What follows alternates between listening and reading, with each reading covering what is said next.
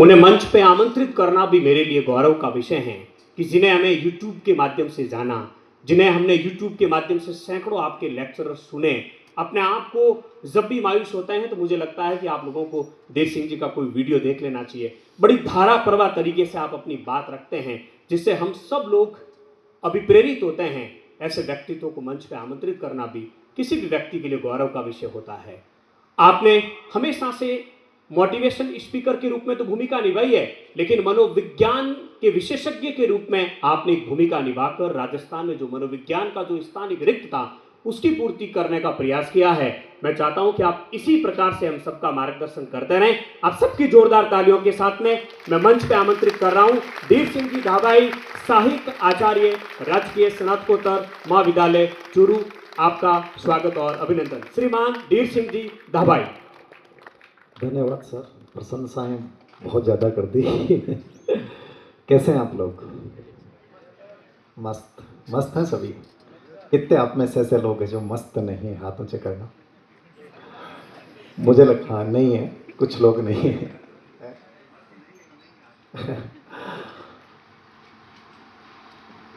एक लाइन के साथ अपनी बात शुरू कर रहा हूँ। वैसे सर ने इतनी अच्छी लाइनें बोल दी हैं, मैं सोच रहा था उनको बोल देता, लेकिन सबके सब बोल दी तो मेरे पास लाइन बची नहीं। उन लाइनों से प्रारंभ कर रहा हूं मैं अपनी बात, जिनसे इतिहास में रुचि जागृत हुई। आप सबकी जिंदगी में कोई ना कोई एक ऐसा व्यक्ति आता है, कोई ना कोई एक ऐसा पल आता है। कहते हैं 1 मिनट आपकी पूरी जिंदगी को बदल देता है, एक विचार पूरे जीवन को बदल देता है। मैं 12वीं तक इतिहास से रूबरू नहीं था। फर्स्ट ईयर में झुंझुनू में सेठ मोतीलाल कॉलेज में क्लास लेने गया और उसमें एक लाइन थी, है समय नदी की धारा जिसमें हर जन बह जाया करते हैं, कुछ जन ऐसे होते हैं जो इतिहास बनाया करते हैं। ये जो इतिहास बनाया करते हैं लाइन है ना, बड़ी गजब की लाइन है साहब। आपने इस विषय को चुना है तो कहीं मन में ये तनिक भी संदेह नहीं होना चाहिए कि मेरा विषय बड़ा हीन है। पवन जी ने बड़ी देसी अंदाज में बातें की।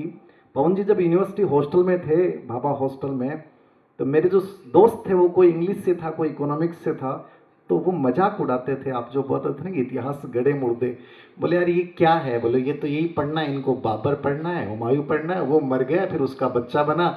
तो वो मजाक उड़ाते थे, लेकिन उनके मजाक से कभी मेरे अंदर ये भाव पैदा नहीं हुआ कि मैं इस विषय को छोड़ दूं या इस विषय के प्रति मेरे मन में कहीं हीन भावना आ जाए।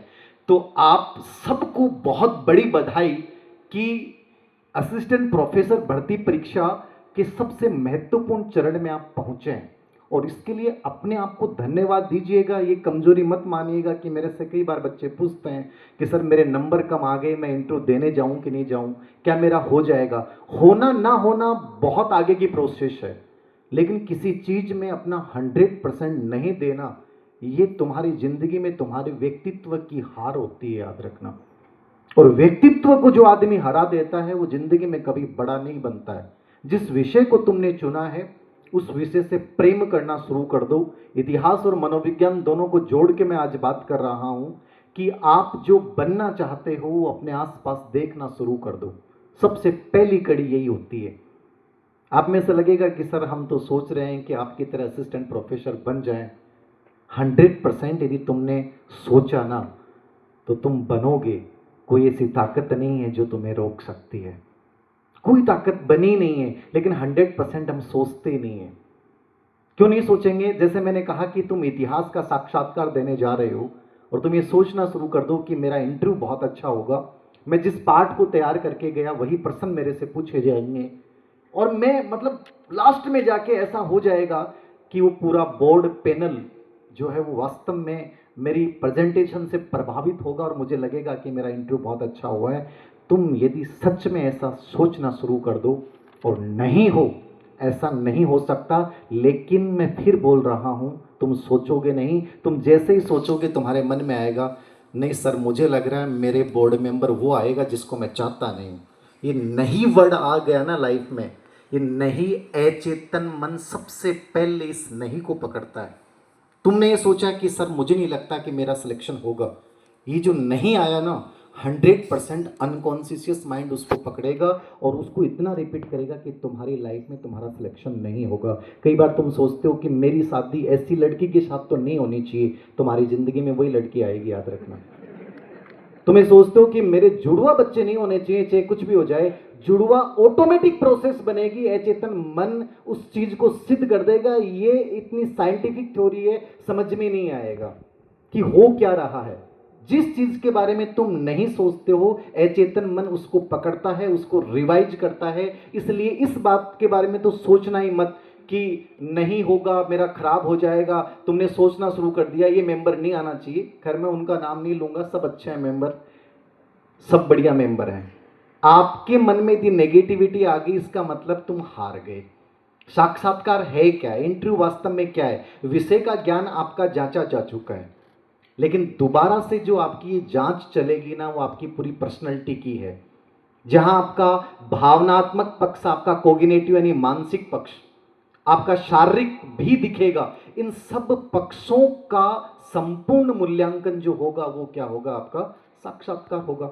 मान लीजिए आपके नंबर कम है, फर्क नहीं पड़ता, लेकिन आप इंटरव्यू ऐसा देख के जाओ, यदि इंटरव्यू गजब का हो गया ना, तो आने वाले समय के लिए तुम्हारा कॉन्फिडेंस बिल्ड कर देगा कि कोई बात नहीं, इस बार नहीं हुआ। मुझे पहली बार पता चला कि मैंने 100% प्रयास किए और वो सार्थक हुए। सबसे बड़ी और इंपॉर्टेंट चीज ये है, जिन बच्चों का स्कोर कम है और वो ये सोचते हैं कि हम देने जाएं कि नहीं देने जाएं, और दे भी देंगे तो क्या परिणाम पड़ेगा, हर छोटी सी चीज आपकी जिंदगी के हर पहलू को प्रभावित करती है। मैं इतना सा जानता हूं। तो जो बच्चे इंटरव्यू की प्रिपरेशन कर रहे हैं वो गजब तरीके से करना। फायदे क्या हैं? आप इतिहास विषय को दोबारा पढ़ना, यदि 100% और अंतिम प्रयास के रूप में। मैं एक लाइन हमेशा यूज करता हूं कि किसी भी परीक्षा को जब आप दो तो इस रूप में दो कि मुझे दोबारा देनी नहीं पड़े। यह आपको स्ट्रांग बना देता है। हो सकता है कि आपको दोबारा इंटरव्यू देना पड़े, लेकिन दो इस तरीके से कि सर असिस्टेंट प्रोफेसर भर्ती परीक्षा के लिए मेरा अंतिम इंटरव्यू होगा, अगला इंटरव्यू मेरा आईएएस का हो सकता है, आरएस का हो सकता है। इस सोच के साथ जब किसी चीज में आप उतरते हो ना, तो आपके जो एफर्ट्स होंगे वो गजब के होंगे, तुम्हारे तरीके होंगे वो गजब के होंगे। तुम हर चीज इतने अच्छे तरीके से करके जाओगे कि वो परिणाम तुम्हें इंटरव्यू बोर्ड में दिखाई देना शुरू हो जाएगा। तो मेरी राय उन बच्चों के लिए पहली है, अंतिम प्रयास समझ के दीजिएगा और अपने आप को झोंक दीजिएगा। आपको खुद को लगेगा कि इंटरव्यू बहुत साधारण, जिसको हम डरते थे कि पता नहीं क्या होता है, बड़ा शानदार हुआ, मजा आ गया। और सच में ऐसा ही होता है। और तुम नकारात्मकता लेके चले कि सर आज के टाइम में एक चीज़ हम सब के दिमाग में, आप यहाँ बैठे हो ना, फिर भी आपके दिमाग में एक चीज़ जरूर आएगी, सर सेटिंग तो होती है, क्या ऐसा भी कोई तरीका है? आप बाहर निकलोगे, यहाँ जितने लोग मेरी अच्छी बातें सुन के जाएंगे वही कहेंगे बातें करना बड़ा आसान है भाई, लास्ट में क्या होता है हम सबको पता है। तो देखो, इन चीजों में विश्वास रखोगे तो कुछ नहीं होना है। हो सकता है कि आपको लगता है कि ऐसा होता है, तो आप अपने प्रयास कीजिए, कोई दिक्कत नहीं है, हो सकता है। लेकिन मैं यही कहूंगा कि फिलहाल का जो परिवेश है, फिलहाल की जो स्थितियां हैं आरपीएससी की, वो मान के चलिए कि कोई 1-2% यदि ऐसा होता हो तो मुझे नहीं पता, बाकी पूरा काम ईमानदारी से किया जा रहा है, क्योंकि इनको डर है और आपको इस डर का फायदा उठाना चाहिए। और इस डर को खत्म करने के लिए आपका इंटरव्यू गजब का होना चाहिए। और ऐसा नहीं हो सकता कि 24 में से 20 नंबर नहीं आए, 18 नहीं आए। ये काबिलियत आप में है, यदि आपने रिटन एग्जाम क्लियर किया है तुम ये भी कर सकते हो। बस थोड़ी सी चीज आपको फॉलो करनी है, प्रोसेस इंपॉर्टेंट है। मैं प्रोसेस की बात हमेशा करता हूं। जब आप कोई चीज को आपने क्रैक किया कि मैं असिस्टेंट प्रोफेसर बनना चाहता हूं, और आपने नॉर्मल एटीट्यूड के साथ उसका फॉर्म भर दिया, उसकी तैयारी करनी शुरू कर दी, नहीं पहुंच पाओगे आप। महेंद्र सिंह धोनी का स्टेटमेंट बहुत अच्छा लगता है मुझे, क्योंकि वो एक साधारण खिलाड़ी से बहुत बड़ा खिलाड़ी बना। ऐसा कुछ नहीं था महेंद्र सिंह धोनी में, लेकिन आज हम सबको दिखता है कि महेंद्र सिंह धोनी बहुत गजब का है। उसकी लाइन हमेशा पकड़ के रखना, प्रोसेस बहुत महत्वपूर्ण है, परिणाम ऑटोमेटिक आपके पास चल के आएगा। अब तुम इंटरव्यू देने जा रहे हो, तुम्हें वर्तमान आरपीएससी के स्वरूप का पता होना चाहिए। पहला काम ये करना, समझ रहे हो? पर्सन हमने बना दिए हैं, गणपत जी ने बहुत मेहनत की है, प्राचीन भारत के मैंने बनाए हैं, पवन जी ने मेहनत की है। प्रश्न आपको और भी मिल जाएंगे, जब इंटरव्यू होंगे आपको लगेगा कि ये प्रश्न पूछे जा रहे हैं। लेकिन सबसे इंपॉर्टेंट पहली कड़ी आपको ये करनी है कि मैं इंटरव्यू देने जा रहा हूँ, आरपीसी की वर्तमान संरचना क्या है, यानी यहाँ के जो मेंबर हैं उनके बारे में आपको आइडिया होना चाहिए। किसी बच्चे ने इसके बारे में सोचा? मैंने क्या कहा आपको, यदि आपका प्रयास अंतिम है तो आपके एफर्ट्स गजब के होने चाहिए। और आप नॉर्मल वे में देने जा रहे हो तो चीज़ें तुम सीख नहीं पाओगे, वहां अंतिम कड़ी तक पहुंच नहीं पाओगे कि आपके सामने 5 मेंबर में से कौन से मेंबर का बोर्ड है, किसी का भी आ सकता है। आपको उनके बारे में आइडिया होना चाहिए, क्योंकि सिलेक्शन में सबसे बड़ा रोल किसका है बताएं? मेंबर का है कि नहीं है? है क्या मेंबर का? ये आपको लगता है आपका ही है? दोनों का है। लेकिन मेंबर को प्रभावित किया जा सकता है, मैं मानता हूं। और यह आप में काबिलियत होती है कि आप इंटरव्यू बोर्ड का मनोविज्ञान चेंज कर सको, ना कि तुम उनके चक्रव्यूह में उलझ जाओ। यदि आत्मविश्वास लेके गए ना तो निश्चित रूप से ऐसा होता है, 100% होता है। 2 कड़ी बहुत इंपॉर्टेंट है, आपकी एंट्री और आपका टीचिंग। क्योंकि शुरुआत कैसी होती है वो प्रभावित करेगा, याद रखना। जिसको अपन मनोविज्ञान में प्लेसिबो प्रभाव बोलते हैं, वो आपके बारे में उनका दृष्टिकोण बदल देगा। एक्सपर्ट वगैरह, मेंबर वगैरह आपके प्रति बहुत पॉजिटिव हो जाएंगे। और तुम्हारा पहला रवैया, जैसे तुमने एंट्री की और चेहरे पे अजीब सा भाव लिए हुए हैं, स्वाभाविक रहे हमेशा। तुम यहाँ भी बैठे हो तो ऐसा लगता है रोए रोए से बैठे हो। क्यों बैठे हो भाई? इतने अच्छे से सुंदर सुंदर चेहरे हैं, आसपास ही देख लो, खुश हो जाओ ना यार। ऐसे देखो ना कि आज एंजॉय करने आए थे जयपुर पिंक सिटी, ठीक है? नॉलेज तो मिलेगा तुम्हें, एकदम आनंद की स्थिति में तुम बैठ के जाओ। मैं कह रहा हूं, मेरा एक एक बोला गया शब्द, पवन जी का बोला गया शब्द, बजरंग जी आएंगे अभी, और गणपत जी का बोला गया शब्द तुम अपनी जिंदगी में भूल जाओ तो मुझे बता देना। ये तनाव एक बार छोड़ के देखो तो सही, मजा आएगा। समझ रहे हो? जिंदगी बड़ी जालिम है, यहां बहुत कुछ गिरवी रखना होता है। तो थोड़ा सा गिरवी अपना जो आलस्य है, जो स्ट्रेस है, इसको गिरवी रख के देखो, फिर आपको लगेगा कि जिंदगी बहुत कुछ देती है, और सच में देती है। मैं आपको बता रहा हूं, यही सिचुएशन आपको इंटरव्यू बोर्ड में रखनी है। नेचुरल बन के जाओ। नहीं हुआ तो क्या होगा, मत होने दो। इससे बुरा तो कुछ हो नहीं सकता ना। आप यहां तक पहुंचे हो, मत होने दो।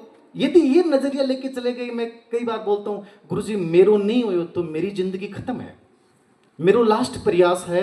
ये लास्ट प्रयास आपके एफर्ट्स में दिखना चाहिए, बट बार बार उसको रिपीट करोगे ना तो इतना नेगेटिव प्रेशर क्रिएट कर देगा कि आपका वो लास्ट प्रयास क्या, जिंदगी में कभी पहुंच ही नहीं पाओगे दोबारा से।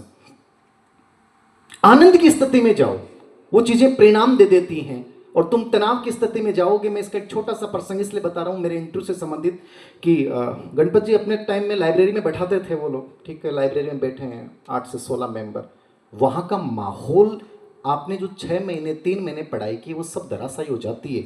गेम इन्वायरमेंट का बहुत बड़ा है, याद रखिएगा। वहाँ हम बैठे हैं और वहाँ जो चेहरे हैं ना, उन चेहरों से बहुत फर्क पड़ता है। वहाँ अजीब से चेहरे हैं, जैसे मैं आपको कह रहा था, मुस्कुराओ ना यार, मज़ा आता है, पॉजिटिविटी आती है। गेम जिंदगी की सकारात्मकता का है।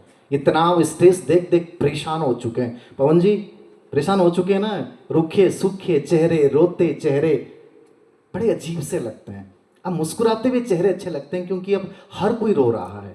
तो वहाँ ये कोशिश करो कि जब हर कोई रो रहा है तो मैं कुछ नया करूँ ना, एलन मस्क की तरह कुछ तो इनोवेटिव करूँ ना यार मैं। तो पढ़ाई भी एक आनंददायक गतिविधि है, इंटरव्यू भी एक आनंददायक गतिविधि है, तुम मनाओगे तो। वरना इंटरव्यू तुम्हारे लिए बोझ बन जाएगा, तुम्हें डराएगा ये इंटरव्यू कि मैं पता नहीं क्या होगा, कैसे प्रश्न आएंगे, मैं पढ़ाई नहीं पाऊंगा। तो वहाँ हम बैठे थे और एक महिला मेरे पास बैठी थी जो बहुत एजुकेशन क्वालिफिकेशन थी, पीएचडी थी वो। तो मुझे थोड़ा सा, मैंने जब बात की उनसे तो मुझे लगा यार पीएचडी है, अपन तो कुछ नहीं है। वो अच्छी यूनिवर्सिटी से थी, चलो यूनिवर्सिटी तो मेरी भी अच्छी थी, राजस्थान यूनिवर्सिटी, लेकिन थोड़ा सा प्रेशर होता है। लेकिन उनके चेहरे का जो डर मैंने देखा, मैंने सुना कि आज ऐसे प्रश्न पूछे जा रहे हैं, महात्मा गांधी की किताब के बारे में पूछा गया, ये पूछा गया कि इन्होंने इसमें कौन सी भाषा में लिखी। अभी जवाहरलाल नेहरू की डिस्कवरी ऑफ इंडिया के बारे में पूछा गया। मैंने उस चेहरे के तनाव को देखा।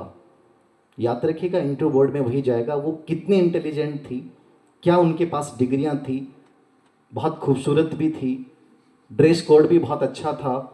अंदर वो गए, पढ़ाने के लिए बोला गया, तो मार्कर जो है ना, मार्कर उसको जब बोर्ड पे चलाया तो मतलब आदमी की घबराहट है ना, वो सब चीज़ें ख़त्म कर देती हैं। आपकी डिग्रियां एकेडमिक कुछ नहीं है, याद रखना। तुमने 2.5 महीने कहाँ इंटरव्यू के लिए कोचिंग की है, सब फेल हो जाता है। वो लास्ट की सिचुएशन जो है, उस समय की पॉजिटिविटी, उस समय का कॉन्फिडेंस तुम्हें बनाता है। वो मार्कर चला रही थी, चला नहीं, उसने ज़ोर से भिड़ाया और जो मेंबर थी वो चिल्ला दी उसके ऊपर। समझ रहे हो उनका इंटरव्यू कैसा गया होगा। वो इंटरव्यू बोर्ड से जब बाहर आई तो मुझे ये चीज़ें बताई, उनकी आंखों में आंसू थे। एक डर ने सब कुछ खत्म कर दिया और तुम एक सहज होके अंदर जाते। क्या होगा, नहीं होगा तो नहीं होगा, प्रश्न नहीं आएंगे तो नहीं आएंगे, हो सकता है बेकार से बेकार नजरिया हो, कोई फर्क नहीं पड़ेगा। तुम जितने सहज बने रहोगे, तुम्हारा मार्कर भी चलेगा, तुम जो टॉपिक पढ़ के गए थे वो टॉपिक पढ़ाओगे भी, कोई तनाव नहीं रहेगा। लेकिन ये जो डर है ना, वो जिंदगी में सब कुछ खत्म कर देता है। तो पहली चीज ये कोशिश कीजिएगा, बुरा से बुरा क्या होना हो जाएगा। हमारे बैच में सर 90 पोस्ट थी, 100 पोस्ट थी अपने में। गणपत जी कितनी पोस्ट थी अपनी, कितनी पोस्ट थी अपनी? 74। उसमें मैंने देखा कि 60+ बच्चे स्कूल लेक्चरर थे जो सेलेक्ट हुए। क्या स्कूल व्याख्याता इंटेलिजेंट होता है? हो सकता है। क्या वो ज्यादा उन्होंने इंटरव्यू की तैयारी की? नहीं, उनका कॉन्फिडेंस गजब का था।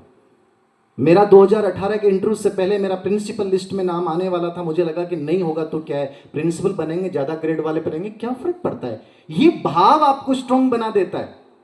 बेरोजगार बच्चा इसलिए हारता है। आप में से जो बच्चे बेरोजगार हैं, उनके दिमाग में डर है, गुरुजी चांस मिला है, नहीं हुआ तो खत्म हो जाएंगे। ये खत्म होने वाला भाव तुम्हें अंदर से तोड़ देता है। एक ग्रेड 3 लगा हुआ आदमी आईएएस तक पहुंच जाता है, लगातार पहुंचता है। सबसे कम टाइम उसको मिलता है, पार्ट टाइम वो पढ़ पाता है, घर के रिश्तों को निभाता है, लेकिन सबसे अधिक सेलेक्ट लगा हुआ होता है। उसका रीजन समझ रहे हैं आप? उसे लगता है यार अपने पास नौकरी है, क्या ही होना है। उनका इंटरव्यू ज़्यादा बेटर होता है। और तुम जो लोग फ्रेश होते हो, उनके दिमाग में डर होता है कि इंटरव्यू पता नहीं कितना बड़ा है। तो मैं आपको पहली बात ये कह रहा हूँ, ये डर निकाल के जाना। कुछ नहीं है, बहुत नेचुरल प्रोसेस है। आराम से जाओगे, सहज होके जाओगे, सब चीज़ें आपको लगेगा कि जो मैं पढ़ के आया था वही मुझसे पूछी जा रही हैं, मैं जो टॉपिक याद करके आया था वही मुझसे पढ़ाया जा रहा है। और इतना अच्छा लगेगा कि लास्ट में इंटरव्यू बोर्ड से निकलोगे, अंदर से एक इंट्यूशन आएगा कि मैं लीड कर रहा हूँ। आपको उसी समय पता चल जाएगा मेरा सिलेक्शन होगा कि नहीं होगा। जब पेपर देते हैं तो पता चल जाता है। तो इसका जो राज है वो डर विहीन होना है, स्वाभाविकता है। जितने नेचुरल बनोगे, जितने मस्ती के मूड में चीज़ों को करोगे, उतनी चीज़ें आसान हो जाएंगी। जितना बोझ लेके चलोगे उतने ही गिरते जाओगे, हर चीज़ भूलते जाओगे, समझ में नहीं आएगा कि क्या पूछी जा रही है और क्या आ रहा है, क्या बोला जा रहा है, डर जाओगे। समझ गए? डर छोड़ देना, कॉन्फिडेंस रखना है। पॉजिटिविटी आपके अंदर से आएगी, बाहर से कहीं से नहीं आएगी। उस इन्वायरमेंट से नेगेटिव मत होना। किन से क्या प्रश्न पूछे जा रहे हैं, आपसे एकदम नए होंगे। 2 दिन पहले आप लोगों से जान लीजिए, बढ़िया है। बाकी उस समय तनाव लेना नहीं है, उस समय बड़े सहज तरीके से। और इस बार तो आपसे पर्चियाँ उठाई जाएंगी। हमारे टाइम तो ये नहीं सिस्टम था। आपको उठाना है, 3 बोर्ड होंगे, उनमें से कौन से बोर्ड में आएगा उसमें से पता चलेगा कि मैं 2 नंबर के बोर्ड में जा रहा हूँ। जब एंट्री की तो बहुत पॉजिटिविटी से की। मैंने कहा ना रोना है ना बहुत अधिक हंसना है। मुस्कुराहट हमेशा सकारात्मकता देती है। और चाहे मेंबर कितना भी गंदा क्यों नहीं हो, बोर्ड में एक्सपर्ट कितने भी अजीब तरीके क्यों नहीं हो, आपकी हल्की सी मुस्कान हमेशा इन्वायरमेंट को खुशनुमा बना देती है। मैंने इसलिए तो बोला कि तुम मुस्कुराओगे तो मेरे अंदर पॉजिटिविटी आएगी। और मैं इंटरव्यू बोर्ड में अब बैठा हूँ और तुम रोते हुए आगे, मेरे अंदर पहले आ गया कि ये डर रहा है, ये बनने लायक नहीं है। इसलिए बोल रहा हूँ कि इंग्लिश लिटरेचर के इंटरव्यू हुए और हमारी एक रिलेटिव थी, वो यहाँ जयपुर में इंटरव्यू मॉक इंटरव्यू देने गई। लड़की अच्छी थी, पर्सनैलिटी उनकी अच्छी थी, सब बढ़िया, ड्रेस कोड बढ़िया पहन रखा था। उन्होंने मेरे से मिली कि मुझे आपसे एक बार मिलना है। बोले मॉक इंटरव्यू मेरा इतना बेकार हुआ, उन्होंने कहा कि बैठेगा नहीं तुम्हारा। मैंने सिर्फ 10 मिनट उनके साथ बात की, उनको एहसास करवाया कि आप क्या सोच रहे हो। एक मॉक इंटरव्यू वाले एक्सपर्ट्स आपकी प्रश्न ना आने की वजह से आपकी घबराहट को देख के कह रहे हैं आपका नहीं होगा। ऐसा कुछ नहीं है। मैंने 2-4 मिनट बात की, पॉजिटिविटी वाली बात की, टीचिंग स्किल को लेकर बात की, उनका इंटरव्यू हुआ, नेक्स्ट अगले दिन था उनका इंटरव्यू, उनका सिलेक्शन हुआ, समझ रहे हो। और वो मॉक इंटरव्यू हो सकता है आज वो पैनल वो लोग कह रहे हो कि हमने इनके मॉक इंटरव्यू लिए। अरे आप मॉक इंटरव्यू कहाँ ले रहे हो, आप तो डिमोलाइज कर रहे हो। गणपत जी अपन यदि इनके मॉक इंटरव्यू करवाए ना, तो जो मॉक इंटरव्यू में आ गया ना, वो बच्चा अंदर से लेके ही फील जाएगा कि सर सिलेक्शन लेके आऊंगा। सिलेक्शन दूर की बात है, इंटरव्यू ऐसा दे के आऊंगा कि ऐसा मजा आना चाहिए कि यार मैं इंटरव्यू दे के आया हूं। और ये होना चाहिए आप में, सोचना शुरू कीजिए चीज़ों के बारे में, पॉसिबल होंगी चीज़ें, ऐसा हो ही नहीं सकता कि चीज़ें नहीं हो। मैंने कहा पूरा गेम अनकॉन्शियस माइंड है, आपका पूरा वाइब्रेशन जो है वो आपकी ज़िंदगी में काम करते, इससे ज़्यादा ताकतवर चीज़ कुछ नहीं है। क्योंकि मैंने इंटरव्यू का देखा तो मुस्कुराता है, मुस्कुराना है, समझ गए, हल्की स्माइल, नहीं है नहीं है, लटके डाल मत जाजो। उससे क्या होगा, जब मुस्कुराओगे और वहाँ बैठे रहोगे ना 16 सदस्यों के बीच में, पहला इफेक्ट देखना। सर पहले इंटरव्यू की बात बता रहा हूँ, मैं हल्की से साइकोलॉजी को बहुत अप्लाई किया है, इतिहास फेस्ट से चुना कैरियर के रूप में, साइकोलॉजी मोहब्बत थी, ठीक है, दोनों को जिया है मैंने। आज भी कहता हूँ इतिहास का, मैं आज भी कहता हूँ कि मैं यदि कोई एग्जाम देने बैठूंगा, हिस्ट्री कम समय में पढ़ के कॉम्पिटिशन निकाल दूंगा, ये पता है, ये एक्सपीरियंस होता है आदमी का कि कॉम्पिटिशन निकाला कैसे जाता है, ठीक है। तो चीजें होती हैं, इतना मुश्किल नहीं जितना तुम इतना पैनिक हो जाते हो कि पता नहीं क्या है, सब चीजें आसान होती हैं। थोड़ा सा तरीका और प्रोसेस यदि फॉलो करना शुरू कर लो, प्रोसेस तुम्हें आ गई। जैसे मैंने कहा प्रोसेस, पहले एक बिंदु यही है, मेंबर्स के बारे में इंट्रोडक्शन। मेंबर जैसे मंजू शर्मा है तो वो हॉबीज के बारे में पूछती है, सुनिएगा मेरी बात। अब हॉबीज जब आप बतानी है तो हॉबीज ऐसी चुन के ले जाना, मैं क्रिकेट मुझे बहुत पसंद है। अच्छा बताइए, आईपीएल अभी जो अंडर 19 महिला वर्ल्ड कप हुआ उसमें विजेता कौन है, ये तो नहीं पता, बट मैं क्रिकेट में रुचि रखता हूं। खत्म है तुम्हारी हॉबी। हॉबी का मतलब है तुम उसको जीते हो, उसकी छोटी छोटी चीजें तुम्हें पता हो, समझ गए आप। मुझे बैडमिंटन पसंद है, मुझे किताब पढ़ना, मैं किताब बहुत पढ़ता हूं इतिहास की। चलिए, जेम्स कर्नल टोड की इस किताब में एक लाइन लिखी हुई है, इसका मतलब क्या है, ये तो नहीं पढ़ी मैंने, जेम्स टोड नहीं पढ़ा, बाकी मैंने शर्मा व्यास बहुत पढ़ी है। हॉबी खत्म हो गई। हॉबी ऐसी, जब मंजू शर्मा का बोर्ड आए, हॉबी ऐसी तैयार करके जाना जिसमें अगलों को लगे कि यार ये हॉबी को जीता है, समझ रहे हो आप। जिस चीज में हो उसको जीना शुरू करो ना, वो चीजें परिणाम देंगी, ठीक है। जब आप केसरी सिंह के बोर्ड में जाते हो तो आपको ये पता होना चाहिए कि वो डोमिनेंट टाइप से इंटरव्यू लेते हैं, मतलब आर्मी के व्यक्ति हैं तो वो प्रभुत्व स्थापित करेंगे, ठीक है। वो चीज़ों को इस प्रकार से पूछेंगे कि आपको लगेगा कि यार ये तो मारेगा भाई रे, निकल यहाँ से। नहीं निकलना, सामना करना है। वो आपको चेक कर रहे हैं कि जब दुश्मन तुम्हारे सामने खड़ा हो, युद्ध जब चल रहा हो, तुम मैदान छोड़ के भाग जाओगे या अपने अंतिम दम तक लड़ोगे। तो लड़ना है लेकिन विनम्रता के साथ, ठीक है ना। बोर्ड से नहीं लड़ना, विनम्रता से लड़ना, मतलब पॉजिटिविटी से हर चीज का जवाब तो नहीं आ रहा, कोई बात नहीं सर, आप सही हो सर, कोई बात नहीं है, ऐसा नहीं है। मैंने इतिहास पढ़ा है, मैंने गणपत सिंह जी से पढ़ा है, आप क्या जानते हो, ठीक है। वहां ये बात नहीं बोलनी है भाई, वहां आप बस आप नॉर्मल हैं भैया, आप सही कर रहे हो। वो जब प्रश्न पूछते हैं तो एक चीज और बता रहा हूं, वो टॉपिक भी आपको नहीं देंगे कि आप प्राचीन भारत से रिलेवेंट है आपका एक टॉपिक, अशोक की धम्म नीति पढ़ाइए। वो कहेंगे चलो आप झुंझुनू से हैं, झुंझुनू की ऐतिहासिक और सांस्कृतिक स्थिति को बोर्ड पे पढ़ाइए, बताओ कितने लोग बोर्ड टॉपिक तैयार करके गए, वो ऐसे ही टॉपिक देते हैं। झुंझुनू की भौगोलिक स्थिति बताइए, चलो सीकर की भौगोलिक स्थिति बताइए, ठीक है, मेवाड़ की भौगोलिक स्थिति बताइए। तो आपको पता होना चाहिए कि मैं जिस मेंबर के बोर्ड में हूं उसका मनोविज्ञान क्या है, ये हमेशा याद रखो। टॉपिक भी उसके अकॉर्डिंग, जैसे मैं 2-3 टॉपिक चुन के ले गया, मुझे पता है कि ये आरएसएस बैकग्राउंड के व्यक्ति हैं, तो वहां टॉपिक फिर ऐसा चुना, मुझे पता था कि 3 टॉपिक से ऐसे पढ़ाना। मैंने महाराणा प्रताप को चुना। महाराणा प्रताप जिसका नाम सुन के मतलब आपका कोई नेगेटिव बोर्ड भी रहा है, फील ये जगह आ जाएगा यार क्या पढ़ा है। और महाराणा प्रताप को पढ़ाओ तो उनके अंदर फील जागृत कर दो कि राजस्थान की इस वीर भूधरा से आज मैं रूबरू करवाने जा रहा हूं, भारत के उस सपूत से मैं बात कर रहा हूं, महाराणा प्रताप की। जब भूमिका बनाओ ना तो अगलों के रोम रोम खड़े हो जाएं कि यार ये बोलने वाला क्या है, आगे जानने को उत्सुक हो जाएं। मैं आज का टॉपिक महाराणा प्रताप। मार दिया तुमने महाराणा प्रताप को उस समय। उनको लगा यार ये कहाँ से है भाई, ये मारेगा, ये बच्चों को वैसे मारेगा कॉलेज में। महाराणा प्रताप पढ़ाओ तो महाराणा प्रताप फील में आना चाहिए। एक चंद्रगुप्त मौर्य जैसे टॉपिक लिया तो भारत के इतिहास के उस कालखंड के उस दौर से जहां पूरा देश जो है विदेशी आक्रांताओं से घिरा हुआ था, उस कालखंड में एक छोटा सा बच्चा जिसको एक गुरु, हम दो गुरुओं की महिमा की बात करते हैं, एक सिकंदर जिसको अरस्तु ने तैयार किया था और एक जो मैं आज पढ़ाने वाला हूं चाणक्य के उस शिष्य की बात करने वाला हूं, वह चंद्रगुप्त मौर्य। मतलब भूमि का ऐसा बनाओ कि ऐसा लगे कि यार ये प्रेजेंटेशन देख क्या गजब है इसका, ये पढ़ाएगा क्या। 2 मिनट का मौका मिलता है आपको और तुम 2 मिनट में अपना बेस्ट नहीं दे सकते। इसका मतलब क्या है, टीचिंग पार्ट लास्ट वाला आपका ऐसा होता है कि तुम्हारा इंटू नेगेटिव गया, कुछ चीज़ें नेगेटिव चली जाती हैं, प्रश्न का आंसर नहीं है, कोई फर्क नहीं पड़ता, लेकिन तुम टीचिंग गजब करा के चले गए ना, पूरा इंटरव्यू का रिजल्ट प्रभावित कर गए आप।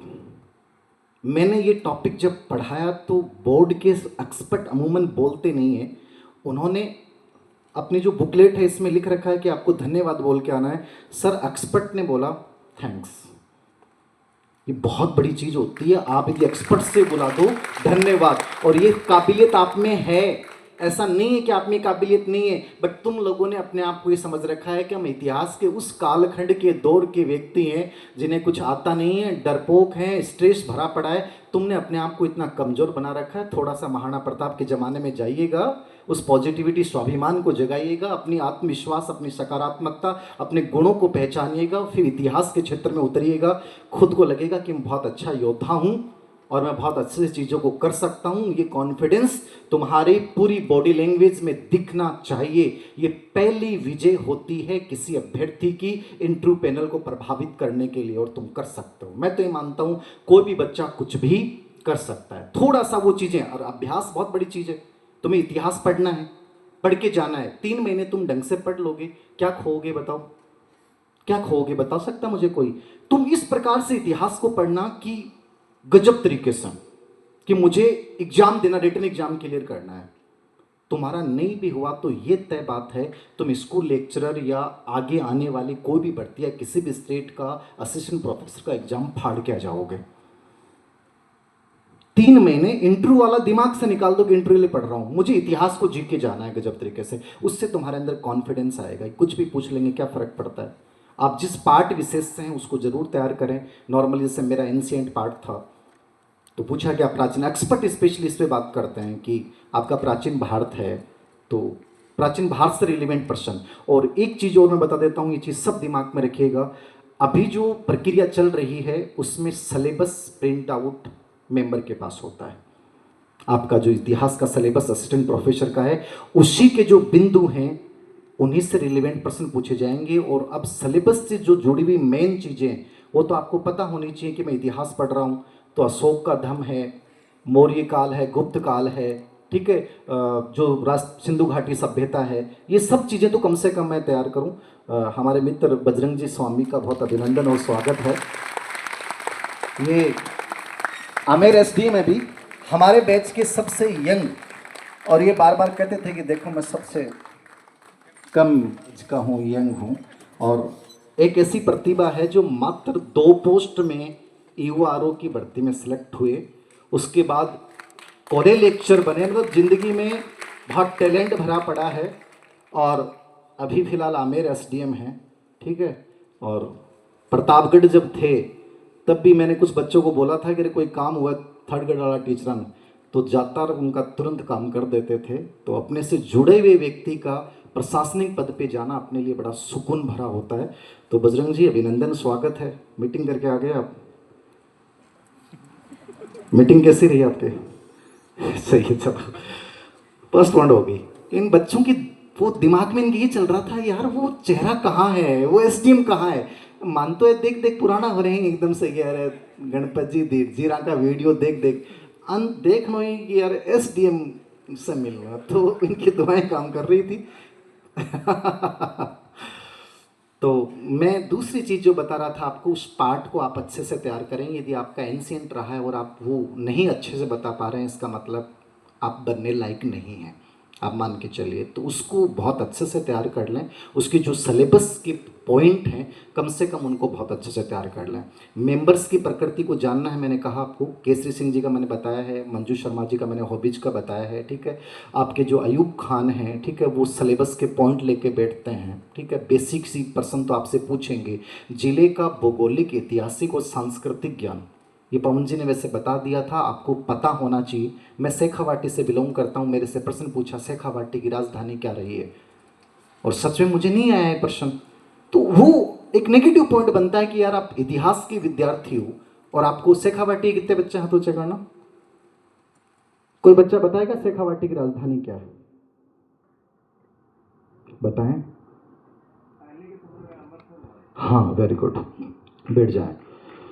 ये आप जिस क्षेत्र से बिलोंग करते हैं उसके बारे में आपको नॉलेज जरूर होना चाहिए। जैसे जहाँ जिस क्षेत्र से बिलोंग करते हैं, जैसलमेर से हैं तो आपको वहाँ की हवेलियों के बारे में, वहाँ के इतिहास के बारे में, जो भी महत्वपूर्ण घटनाएं हुई हैं, कम से कम वो यदि आप उससे परिचित नहीं हैं और आपने इतिहास पूरा इंडिया और वर्ल्ड का पढ़ रखा है, तो एक प्रकार से बेमानी सी हो जाती है। तो वो उसको थोड़ा सा आप तैयार करके जाएं। मीणा जी जो हैं वो पॉलिटिकल साइंस के हैं, तो पॉलिटिकल साइंस उनका बहुत अच्छा सब्जेक्ट है। पॉलिटिकल साइंस है तो हिस्ट्री से भी बहुत अच्छे प्रश्न पूछेंगे। तो थोड़ा सा माइंड सेट ऐसा होना चाहिए। जो आपकी संगीता जी हैं, ठीक है, वो करंट से रिलेवेंट चीज़ ज़्यादा पूछती हैं, जो मैंने देखा है, ठीक है। महिलाओं से रिलेवेंट चीज़ें पूछ लेंगी आपसे। अभी फिलहाल चीज़ें क्या चल रही हैं, जैसे पवन जी ने बताया कि अभी क्या चल रहा है। अभी एक इतिहास की एक घटना बहुत चर्चित है, आपको पता है किसी को? औरंगजेब वाला है, राणा सांगा वाला है।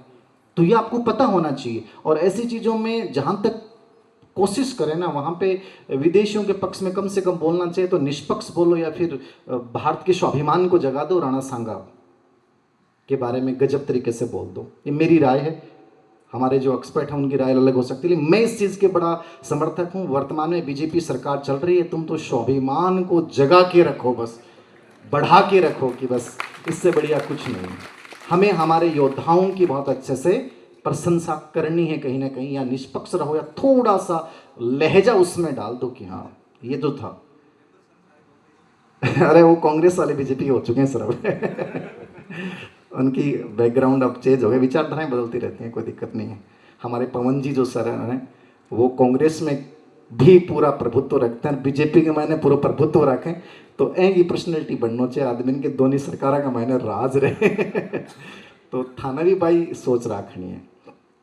मेंबर के बारे में मैंने बता दिया है। ये दूसरी चीज़ आप याद रखिएगा, आत्मविश्वास पॉजिटिविटी का मैंने बता दिया है। इन्वायरमेंट वहाँ आपको बहुत सकारात्मक रहना है, बाकी बजरंग जी बता देंगे आपको बेसिक चीज़ें इंटरव्यू के बारे में।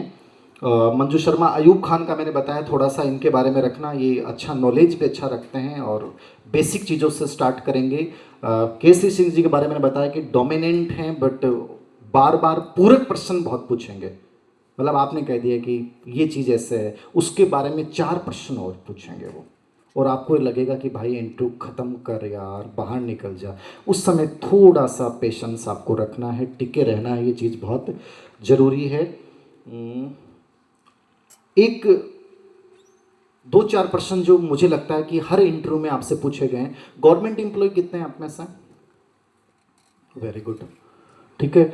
तो थोड़ा सा अपना जो बैकग्राउंड है, आपकी जो पूर्व सर्विस है, उससे सब चीज़ें आपको पता होनी चाहिए।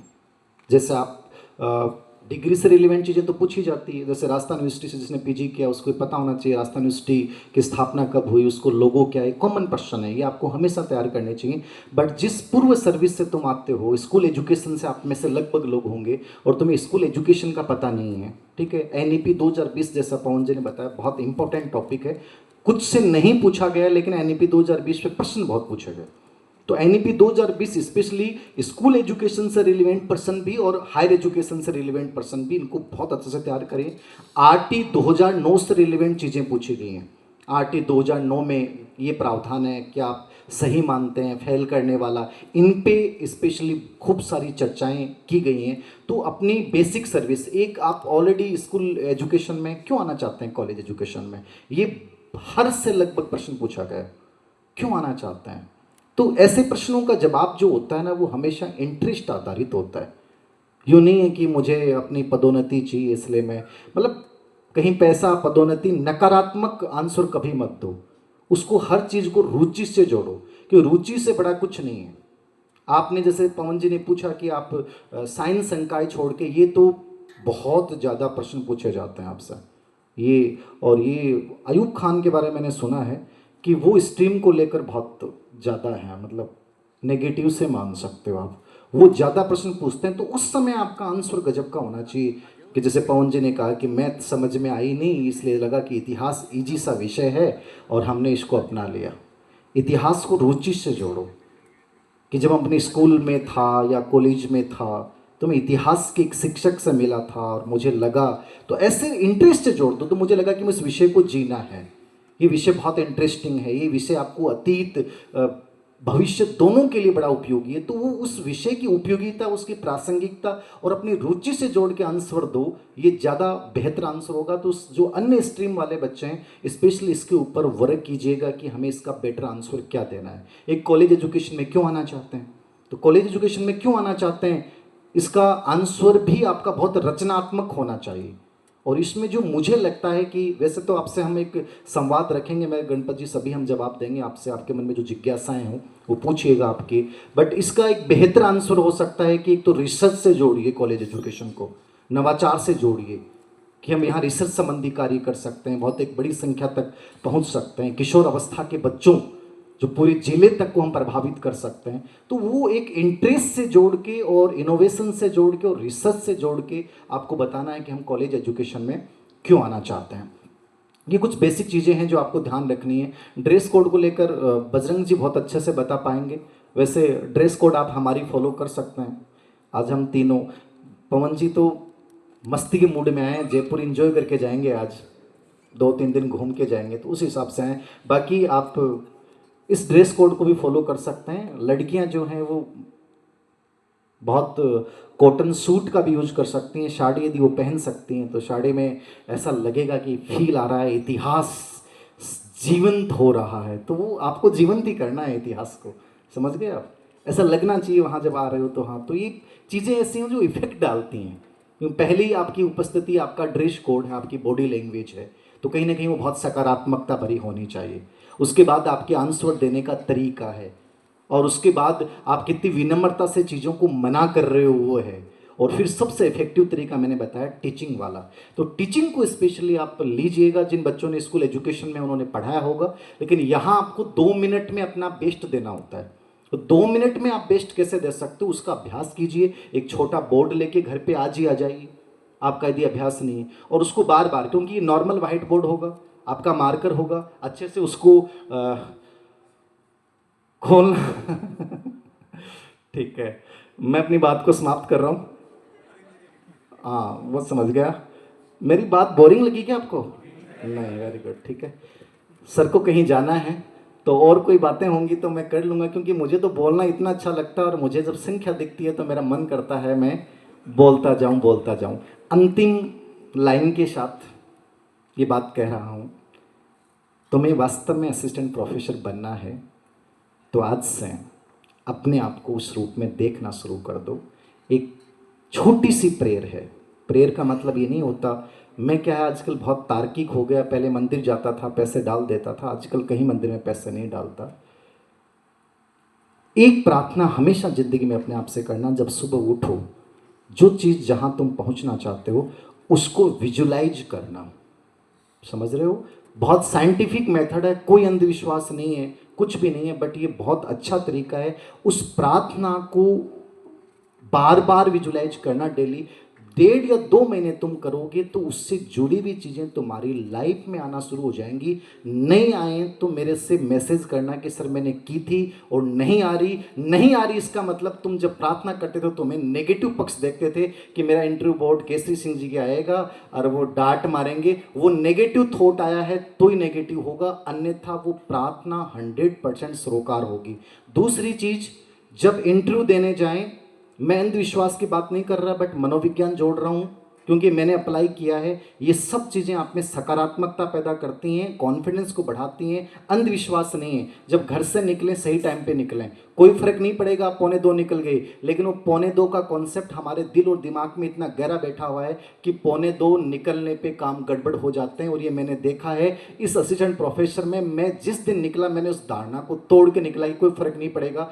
जयपुर में मुझे काम करवाना था डिग्री रिलेवेंट, उस टाइम की नेगेटिविटी इतनी गजब की थी कि वो काम आराम से 20 मिनट का काम था, लेकिन उससे जुड़े हुए सभी लोग उस दिन छुट्टी पे गए। हो सकता है वो छुट्टी पे जाने थे, लेकिन वो नेगेटिविटी इतनी थी, मैं इतना परेशान हुआ। अगले दिन मैंने किसी से बात की, मैं एक फिक्स टाइम पे जयपुर से जो मैंने सोचा पॉजिटिविटी वाला, और वही तरीके इस्तेमाल किए। अंधविश्वास नहीं है, लेकिन ये चीज़ें योगदान बहुत गजब की देती हैं। क्योंकि जब तुम्हारे अंदर आता है कि यार नेगेटिविटी ली नहीं मैंने, मैं एक अच्छे टाइम पे निकला हूँ, मैंने उनसे बात करके निकला हूँ, मैं मंदिर में ईश्वर को याद करके निकला हूँ, ये आपको स्ट्रांग बना देती हैं। तो इन चीज़ों का इस्तेमाल जरूर करना चाहिए। अंधविश्वास नहीं है, आपको करना है। चाहे दही खा के निकल रहे हैं, सकारात्मकता है, ये अंधविश्वास नहीं है, ये आपको स्ट्रांग बनाएगी, आपके अंदर की जो नेगेटिविटी उसको खत्म कर देती है। और वो सब तरीके जिनसे आपको लगता है कि मैं अच्छा फील कर रहा हूँ, वो जरूर इस्तेमाल करने चाहिए। उसके बाद जो आपके प्रश्न होंगे उसके माध्यम से जवाब दूंगा। छोटी सी चंद लाइनों के साथ अपनी बात समाप्त कर रहा हूँ। आओ मिलकर बैठें, भूलें आपसी मतभेदों को, ये सारा देश हमारा है। आमंत्रण दें अनजानों को, साथ साथ बैठकर अरदास करें माँ भारती के चरणों को। बस इसी प्यार की भाषा से हम हर खाई को भर देंगे, इस आग उगलते मौसम का माहौल बदल के रख देंगे, माहौल बदल के रख देंगे। Thank you very much. बहुत बहुत आभार, आपने अपने चिर परिचित अंदाज में अपनी बात रखी। और चूंकि हमारे बीच में एसडीएम